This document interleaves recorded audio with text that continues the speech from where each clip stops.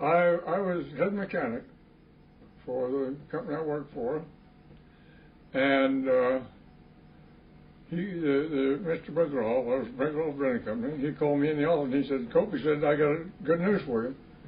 He said, "I've got your permanent deferment."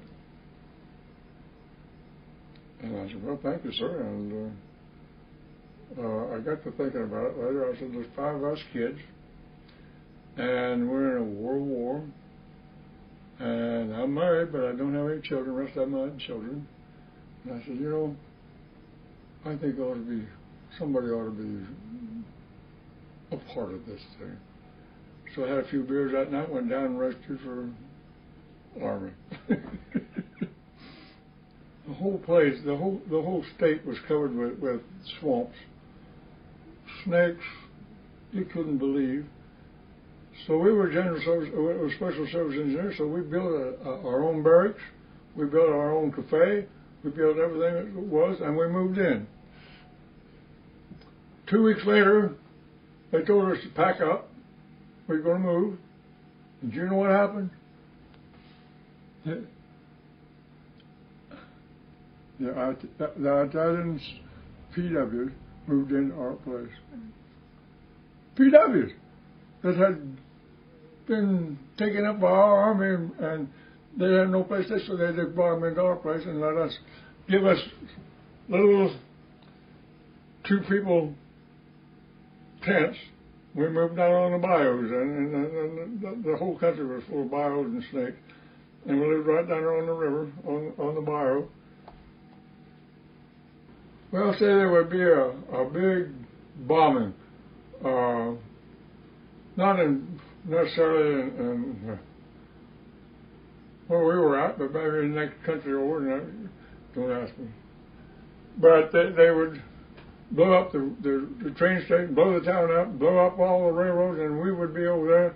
And every tie on that railroad or every board out there would have a bomb on it, maybe a foot bomb or a big bomb or whatever.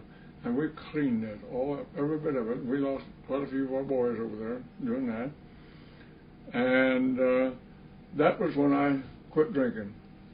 I figured, well, Bobby, if you don't quit drinking, why, you're just going to be like them rest boys, and you're going to be blowed all away. And if you want to get home, you better quit drinking. So I quit drinking. Honey, there was things that happened that I couldn't tell you about, and you wouldn't want to print them anyway. I'd say that would probably be the major thing that you'd want to know. And at the end of the war, when because I was number 1 shot, and number 3 shot, and the number 5 shot, why, they called me out, called the company, all out. Said, "Cope, you and you, 3 of it. Pack up." So what's going on? After a while, I said, "What's going on?" I said, "You're going to Battle of the Bulge."